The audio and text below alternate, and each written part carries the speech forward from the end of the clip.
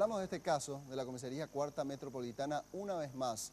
Son varias las denuncias hechas hasta ahora contra uniformados de esta comisaría y este es el último caso.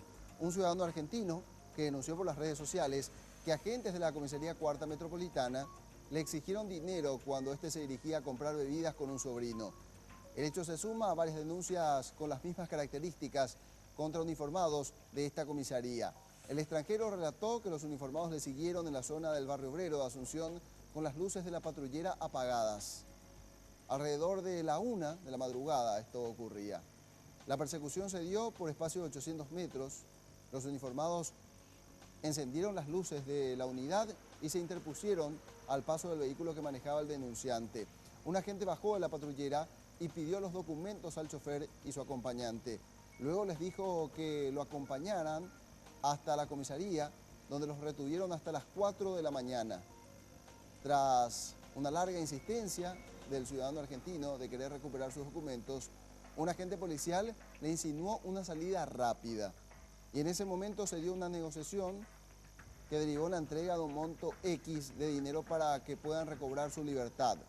El comandante de la Policía Nacional, comisario Críspulo Sotelo, se refirió a este tema esta mañana en un evento en la agrupación especializada. Dijo que tomará cartas en el asunto y que los responsables de este hecho serán cesados de sus cargos hasta que un sumario interno pueda determinar en profundidad qué fue exactamente lo que ocurrió. Con esta denuncia suman varias las que se han presentado contra agentes de esta comisaría, la Comisaría Cuarta Metropolitana. Uno de los casos más conocidos es el del joven Richard Pereira, quien quedó parapléjico tras recibir un disparo de un oficial de policía de esta dependencia. La Policía Nacional siempre, apenas tenemos algunos que están al margen de la ley o que son sospechados, inmediatamente actúa asuntos internos.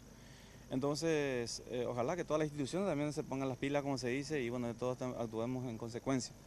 Lógicamente, esta comandancia y tanto del Ministerio del Interior y del Gobierno Nacional no va a apañar absolutamente que el personal de la Policía Nacional esté en el ejercicio y esté actuando al margen de la ley. Automáticamente son separados, lógicamente nosotros no somos el que tenemos que hacer los trabajos jurídicos, pero siempre esperamos el resultado de ello.